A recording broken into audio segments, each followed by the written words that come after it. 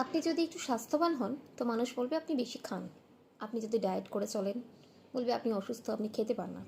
আপনি যদি ভালো জামাকাপড় পরে রাস্তায় বের হন তো বলবে আপনি শো অফ করছেন। আপনি যদি নর্মাল পোশাক পরে বের হন তো আপনি গরিব, পাত্তাই দেবে না আপনাকে।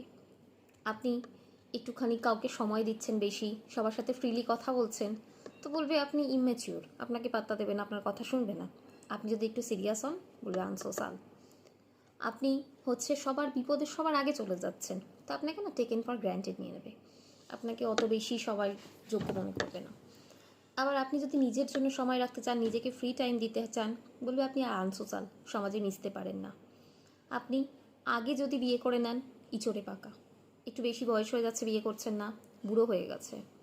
আপনার একটা বাচ্চা হয়ে গিয়েছে তো বলবে আরেকটা বাচ্চা কেন নিচ্ছ না, আপনার বাচ্চা হচ্ছে না, এতদিন ধরে বাচ্চা কেন নিচ্ছিস না। তো আপনি কে হন, কোথায় থাকেন, কিভাবে আছেন, কোনো ম্যাটার করে না। মানুষ সবসময়তেই কিছু না কিছু ওপিনিয়ন দেবেই।